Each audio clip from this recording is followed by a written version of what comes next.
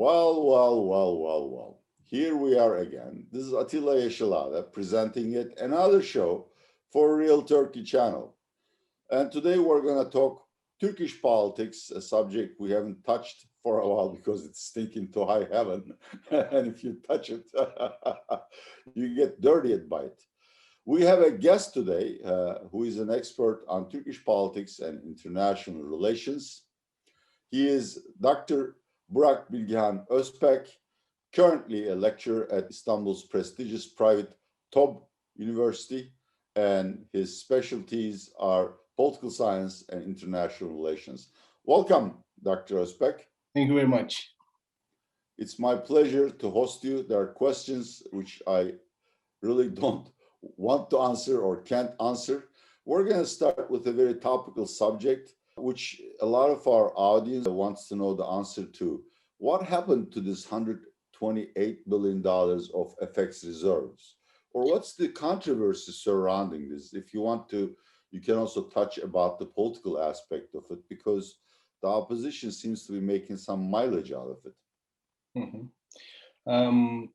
I'm not an economist, so I have no idea what happened to this money, but I can explain what kind of political motivations played a crucial role for the spending $128 billion. Because, AK Party is a political economy machine, and all kind of economic decisions are motivated by political expectations. So what was the political rationality behind this economic attitude is the question, I think. After Turkey adopted presidential system, this means that, the presidential palace became the heart of the system. And it was obviously an authoritarian turn for Turkish politics. However, we have to take into consideration that the elections still play an important role for the legitimacy of the President Erdogan. So all kind of authoritarian regimes are, coalitions. And such coalitions might, get their legitimacy from the army or a political oligarchical party. But in Turkey, the legitimacy source of authoritarian regime and authoritarian coalition is the popular vote. This is very interesting. That's why Erdogan aims to keep its popular support alive. And this could be possible only by, a good economic performance, because there are direct, winners of AK Party government, and there are indirect winners of this government. Direct winners get directly money from the government, but indirect winners might be businessmen, might be merchants, might be bureaucrats, who are extremely happy with the ongoing stability and ongoing, political and economic performance of the government. But now, I think we can talk about a crossroads that the indirect, winners and direct winners of AK Party government, separated.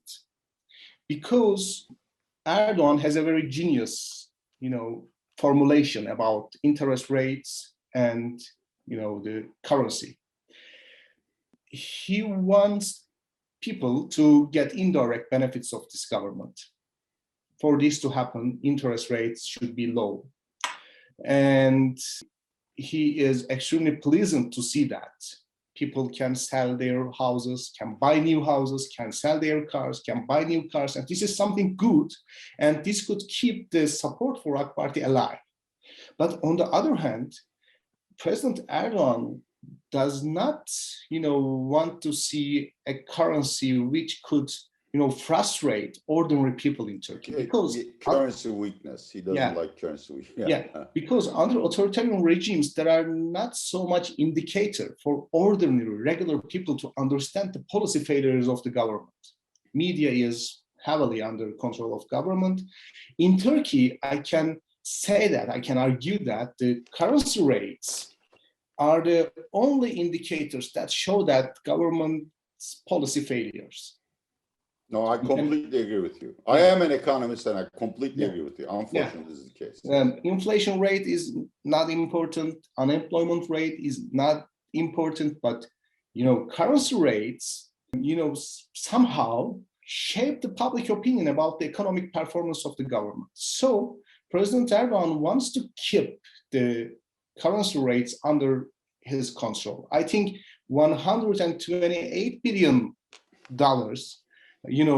have been spent just to make a very original economic formulation of President Erdogan true in order to keep its political popularity.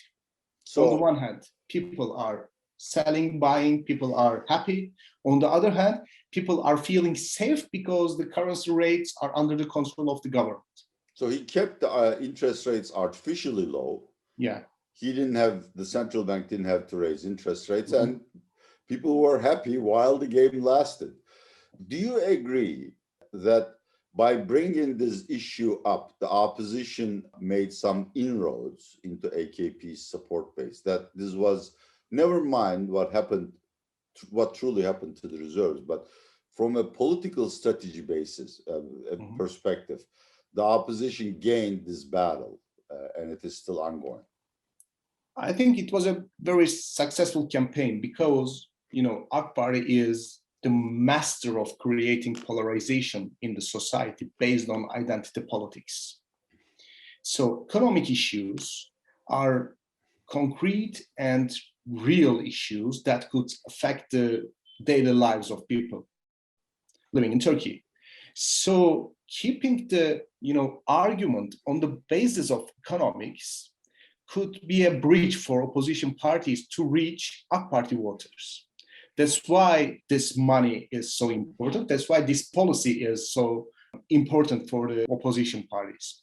If you look at the newspapers published by pro-AK Party media outlets, if you listen, the commentators who are pro-AK Party, if you watch TV shows or public debates, you can be familiar with the discourse based on conservatism, based on national security, based on the traditional values of this society. This means that AK Party is trying to define a genuine nation which shares common values, but which excludes a certain segment of society, which is represented by opposition parties.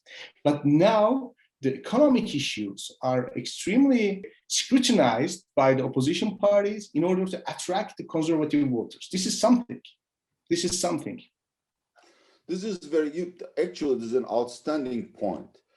I do read some polls which show that in the next election, more than usual voters will base their choice on economic issues rather than the traditional issues of PKK, ideology, religion, etc., etc. I also read that, for instance, yesterday, another poll showed that 27% of the participants couldn't even feed their families. Do you think that the current economic stagnation of Turkish economy is eating into AKP's votes, and that the opposition could change its fortunes if that continues? Yes, current economic conditions. I'm sorry, let me just rephrase this question, because actually what I wanted to say is, do you think that could break the wall of polarization and identity politics, is what I meant to say? Yes, it could, only if the opposition parties react in a correct way. Because, the absence of AK Party does not mean that existence of opposition. So we can see 30% undecided voters in the polls. This is not very normal. Yes, economic conditions are bad, and pandemic conditions ruin the daily lives of traditional AK Party voters. And in addition to a natural phenomena, we are experiencing, human-made crisis in Turkey.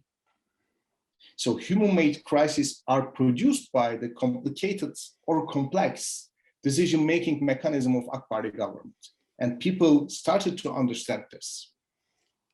There is a big problem here, and the government is responsible for that.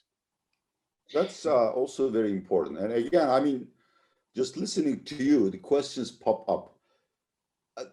again, I'm not a great fan of Erdogan or any other opposition parties for that matter, but in the past, this man has delivered prosperity to large segments of Yes, society. Most sure. importantly, Turkey also skirted financial crises, which have been the hallmark of past administrations.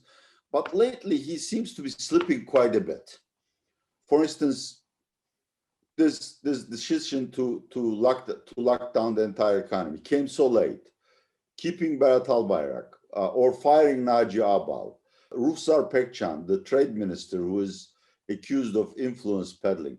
But no matter where I look, I hope it's not a jaundiced view, I see Mr. Erdogan making unforced mistakes. Is he losing control? Is he getting bad information? Is it sort of like the maturity stage of an authoritarian? Are we close to the end? It's not because of Erdogan's personality, it's because of the system that Erdogan built in last decade, actually. We cannot define the Turkish administrative system with reference to modern state concepts. I think it's a Sultanistic regime in which we don't have institutions, we don't have institutional traditions, we don't have bureaucratic hierarchy, we have just a charismatic leader, and charismatic leader rules the country in a way that sultans did in past centuries. So this creates a complication actually in decision-making mechanisms. And like all other sultanistic regimes, there are factions, there are lobbies, and there are cliques. So they are competing with each other, and this is complicating the decision-making mechanism. On the other hand, in a modern nation state, we expect bureaucratic responsibilities to play a very important role in decision-making process, bureaucrats to play a very important role in decision-making process, and rationality is necessary for the decisions which are taken for the sake of collective utility.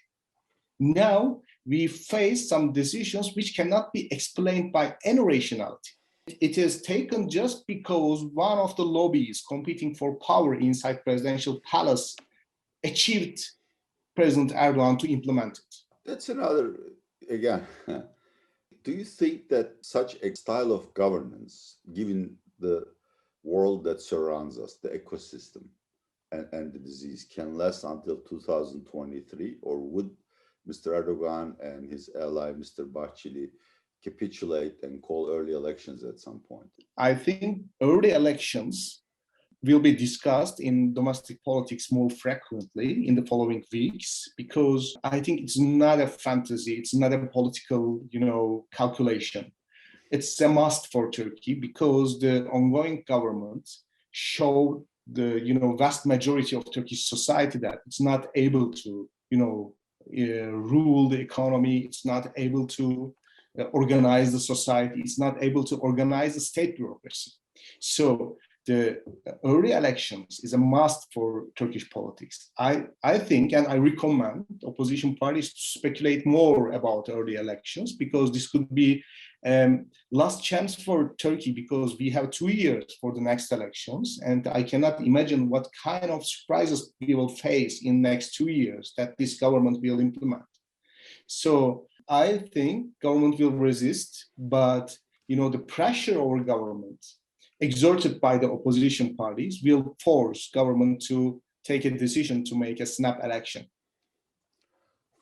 When I read the international experts of Turkey, as well as some of the domestic pundits, who are, by the way, on the opposition ranks, I hear things like Mr. Erdogan would never hold elections that he would lose, or he might even suspend elections, that we're heading towards an open dictatorship, perhaps something like what Putin has in Russia, that he, well, in other words, he won't lose, and even if he loses, he will not leave power. Do you see a scenario like that? Is there any possibility of that? Of course, I'm reading similar kind of arguments, but I don't agree with them, because authoritarian systems, as I told you before, include several members. It's like a coalition, and coalition members checks and balances each other. For Erdogan to survive in this coalition atmosphere, which is very hostile atmosphere, I think, he has to be popular. popularity is his main instrument to keep his autonomy against the other members of this coalition. Right. We have nationalist party in this coalition. We have some criminal organizations in this coalition.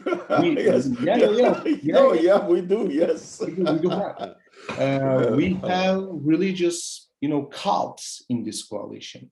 We have a small minor party, Vatan Party, in this coalition. It is a small party, but it has extensions in army and bureaucracy. It's important actor, I think. We have organic intellectual class in this coalition. So for Erdogan to be hierarchically above of them, he has to keep his popularity. Right. It's a survival game for Erdogan. So he needs elections more than opposition parties, I think. Legitimacy. That's a very good answer. Yeah. Another thing I can't figure out is this deep friendship, this unending, almost romantic love between Mr. Erdogan and Mr. Bahçeli. Because I understand Mr. Bahçeli, or at least I think I do, because he gets all the benefits and none of the damages of being in power. But Mr. Erdogan, correct me if I'm wrong, only a few years ago, AKP was the most popular party among Kurds, both in North, Southeast, and also in Turkey's main cities. Now, I don't think too many Kurds are voting for AKP anywhere. So what is the idea? What is the lure or allure of the alliance with MHP for Mr. Erdogan? MHP plays a very critical role for the continuation of the authoritarian system because, as you know, that before AK Party undermined the military's power, we had the National Security Council, and the National Security Council was responsible to determine the limits of legitimacy. Right. That's why we had a tutelage system. National Security Council was responsible to determine which actor was illegitimate, which actor was legitimate. And it was doing this distinction by the help of national security concept. For example, political Islamist parties were illegitimate because secularism was a part of national security concept of Turkey. Or Kurdish political parties were illegitimate parties just because they were threatening the national and territorial integrity of Turkey. Now we don't have a national security council, but we have a nationalist movement party. We have MHP. And MHP is playing the role of National Security Council, and it is responsible to declare opposition parties illegitimate in the eye of public opinion. That's very important. As I told you, it's a coalition. Erdogan is responsible to attract votes, and Bahçeli is responsible to justify the actions of AK Party government on behalf of national security. So MHP sort of is the proxy for the military or security tutelage. Do I understand it correctly? It's a very weird situation because National Security Council had an army, and the source of legitimacy was power, actually. So it was unquestionable. It was an ultimate, authority above politics. Right. But Nationalist Party is also a player in the game. So it has to attract votes. It has to compete with other parties under same circumstances. But no one knows why Bahçeli claims that he loves this country more than anybody in this country. Yeah, but that's interesting. Yeah, but he is the head of Nationalist Party. He is the most, well-known nationalist politician in Turkey. And he has a charisma to convince people that, at least some sort of people, some segments of the society, that some political parties are illegitimate political parties. Some political parties are traitors. Some political parties are, threatening the continuation of this country. For example, E-Party, it was a split party from MHP. Right. It was declared illegitimate by Devlet Bahçeli. No one knows why, because most of the people in this party, in E-Party, are coming from nationalist backgrounds, and there is no question about their loyalty to this country, but they are not legitimate just because Bahçeli declared them as illegitimate political party. Let's turn the spotlight on the opposition and two questions. First of all, do you think the opposition has improved its overall performance? Two, do you think they're able to put up a united front against Erdogan? And do they have anything to offer to this nation, obviously, if they were to beat Mr. Erdogan and Mr. Bahçeli? Okay, if you read the posts of Twitter users or Facebook users, you can think that opposition in Turkey is extremely untalented, is extremely, impotent, yes, confused, just inconsistent. Yeah. yes. They're piling you down. Go ahead. Yeah, social media is a very interesting platform because most of the social media opponents are not very pleasant with the performance of the political opposition. They expect political parties to behave like a part of social movements or social opposition. But I think there is a distinction between social opposition and political opposition. And political opposition, in my opinion, is performing very well. They are struggling against an authoritarian regime. 95% of traditional media is under the control of government. Government has money to spend and convince people to vote. It's, parties, MHP or Akbari. And there is arbitrary process for the judicial bodies. So there's a sword over the head of opposition parties, that they are performing well because they know how to talk, how to negotiate, and how to cooperate. In the last local elections showed that cooperation among, political opposition did produce positive outcomes.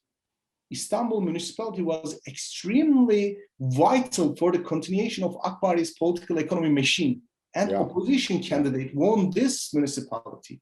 Similarly, opposition won Ankara municipality, and the other, metropolitan cities were also won by opposition candidates. So I think institutional and political opposition could perceive the reality of the politics. For example, they are not, very enthusiastic to be involved in identity politics, because identity politics could lose, sympathy for the opposition parties in the eye of conservative voters. Of course, social opposition is not very happy with that. They want opposition parties to, shout against the government, intimidate them, humiliate them. Anyway, but this will not work. We tried this.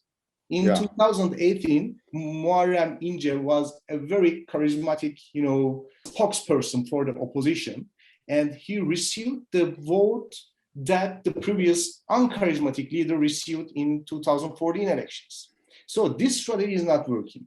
Now, political opposition learned how to convince people who voted for the AK Party in the previous elections. That's why we have many undecided voters in the polls. Exactly. Okay, the last part of the question, I want to repeat it for you. Even if some of the Turkey experts accept that Erdogan might lose, they lament that so much has been lost in terms of human power, institutional capacity, judicial independence, etc., that the game is over. It doesn't really make a difference. I honestly don't believe that. But what do you think? I mean, can the opposition make a difference if they come to power? I think yes, because we have problems in economic realm, in diplomatic realm, in political, in social realm, and we know why we have such kind of problems. It is because of personalistic rule of Erdogan. So personalistic rule, undermines the institutional capacity of state bureaucracy. It is very simple. You can replace institutional approach with, the personalistic rule, and it could be a good start for a new government. Of course, it will not heal every kind of sickness of this society, this economy, and this, political institutions, but it would be a good start. And I believe that there is a potential and energy in bureaucracy, in business world, in academia. Now we are experiencing an artificial situation. This is a very artificial period. Right. Because the best a parenthesis. Yeah, a parenthesis. The talented academics are being sacked. Talented journalists are not able to, appear in mainstream media. Talented businessmen are, moving their money to abroad. So Turkey is living a very artificial period now. End of this artificial period will start a very organic one. Well, thank you very much. Dr. Burak, Bilgehan, Özpek. This has been very informative, and I hope the Real Turkey Channel audience will appreciate it. And I hope I can interview you soon again in the future. Inshallah. Okay? Inshallah, and mashallah. Dear YouTube viewers, this has been another broadcast of Real Turkey Channel presented by Atilla Yeşilada, and our host has been Dr. Burak Bilgehan Özpek, a lecturer at TOB University. Bye-bye and stay safe.